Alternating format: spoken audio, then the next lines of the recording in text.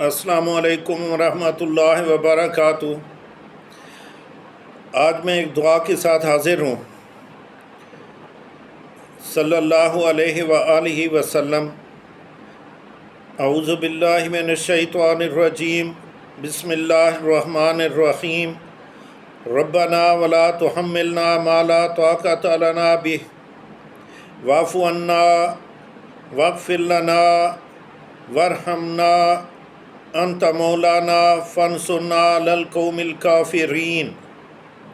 ترجمہ: اے ہمارے رب، اور ہم پر کوئی ایسا بار یعنی دنیا یا آخرت کا نہ ڈالیے جس کی ہم کو سہار نہ ہو، اور درگزر کیجیے ہم سے اور بخش دیجیے ہم کو اور رحمت کیجیے ہم پر، آپ ہمارے کارساز ہیں۔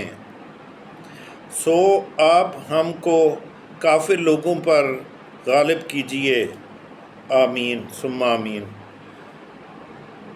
میں نے آپ کو یہ دعا سنائی، آپ نے سنی، اللہ پاک قبول فرمائے اور اللہ پاک ہمیں صراط مستقیم پر چلائے۔